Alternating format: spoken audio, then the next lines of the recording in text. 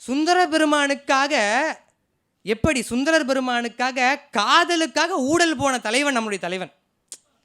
காதலுக்காக ஊடல் போகிறாங்க, தூது போகிறார் தலைவர்.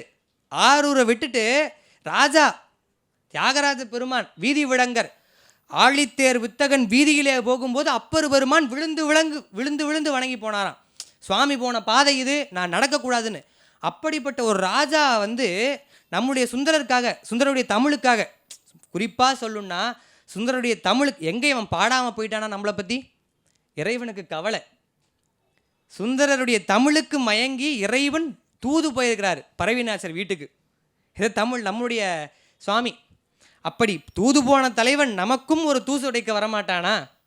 காரைக்கால் அம்மையாருக்கு எத்தனையோ பெருமைகளை செய்த இறைவன் நமக்கும் ஒரு திருவருள் கருணை காட்ட மாட்டானா?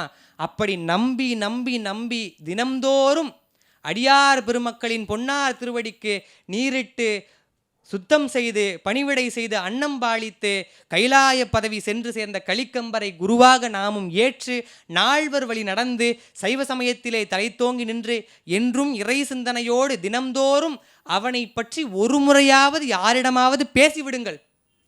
அவனை பற்றி யாரிடமாவது கேட்கவே இல்லைனாலும் பரவாயில்ல, சுவாமியை பற்றி ஒரு 2 நிமிஷம் பேசிடுங்க. கோவிலுக்கு போக வாய்ப்பு இருக்கோ இல்லையோ, ஒரு மாட்டிற்கோ வாயில்லா பிராணிகளுக்கு உணவளிக்க நேரம் இருக்கோ இல்லையோ தெரியாது.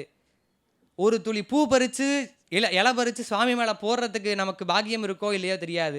இந்த வாய் இருக்குல்ல, இந்த வாய், அந்த வாயை வைத்து கொண்டு இறைவனுடைய நாமாக்களையும் அவனுடைய புராணங்களை யாரிடமாவது சொல்லிவிட்டால் அந்த ஒரு நாளுடைய பிறவி பயன் சேருமா?